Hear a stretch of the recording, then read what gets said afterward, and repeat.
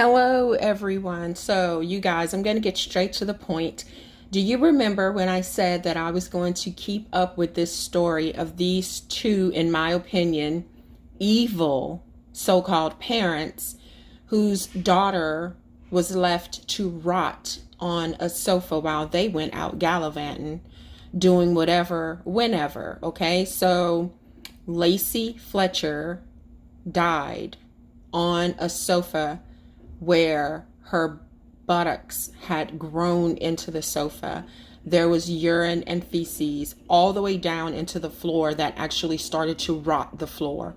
Now, how long had she been on that sofa, right? So anyway, in my opinion, in my little bitty opinion, okay, it's neglect and they should be charged. So anyway, remember they were charged before.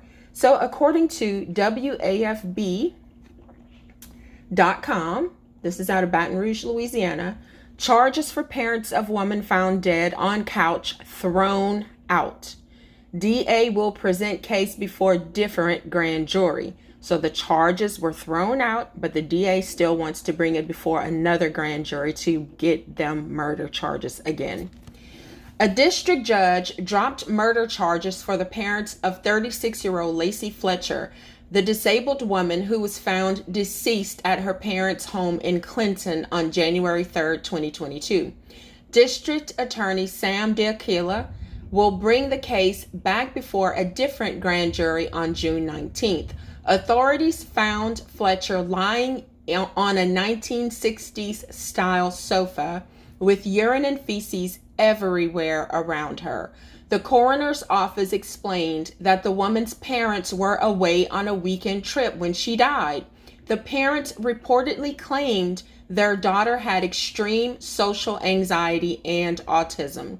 A grand jury of 12 in Clinton charged Lacey Fletcher's parents, Clay and Sheila Fletcher, with second-degree murder on May 2nd, 2022. The couple was expected to stand trial for the charges later this month, but at a hearing on May 30th, District Judge Catherine Jones with the 20th JDC granted a motion to quash the indictment. That action came after questions regarding the wording of the indictment by defense attorneys. DeAquila told WAFB the defense brought up 3 reasons to quash the indictment. The first was for no specific intent. The judge denied that reason. The second was not signed by the foreperson. The judge denied that one. And the third was the wording on the indictment, which the judge granted. WAFB reached out to the Fletcher's defense attorney, Steve Moore, who had no comment at the time. The couple remains out on bond at this time. DeAquila is hopeful to have a new trial date before the end of the year. You guys, over wording, they got the charges thrown out. That is straight bullshit. I mean, it's clear to a blind person, okay, that they are culpable.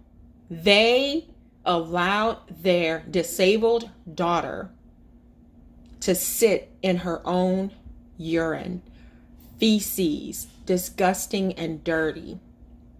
And I'm sure she was in pain because her buttocks, according to previous reports, had become one with the dirty, nasty couch. She had sunk so far in through the padding of the couch onto the wood, and the floor beneath her was buckling from the urine and feces.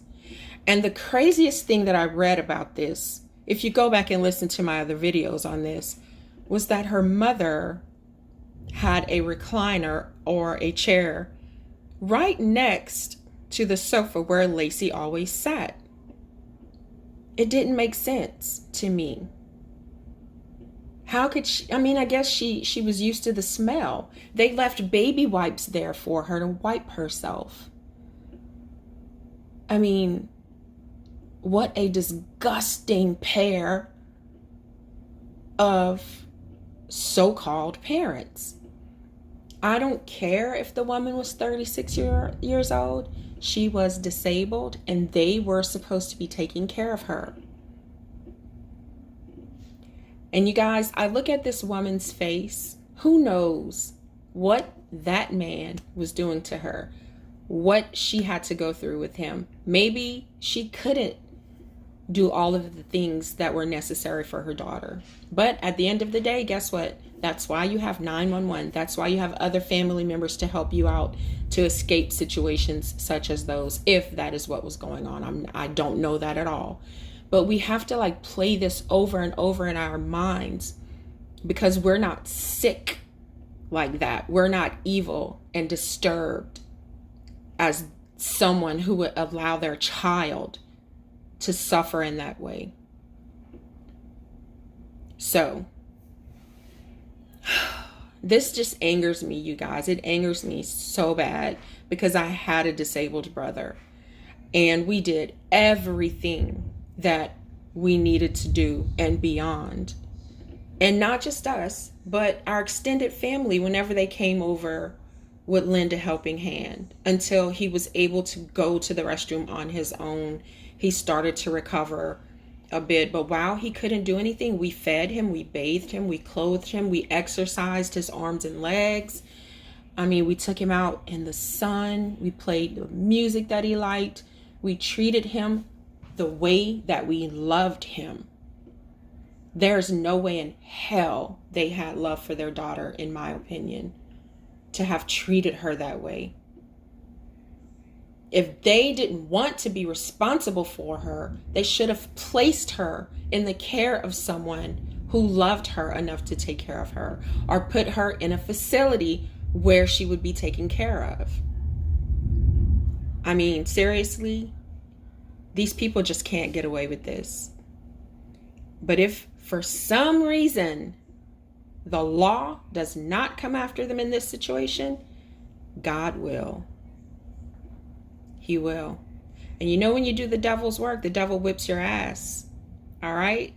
So they're going to get it from him, and then they're going to get it when they go up to face God. They have to answer for why they did this to their child. Anyway, you guys, let me know what you think about this disgusting situation. And oh, ugly faced daddy there, he looks like, in my opinion, he looks like the type who would do that to his child. Anyway, let's talk about it in the comments.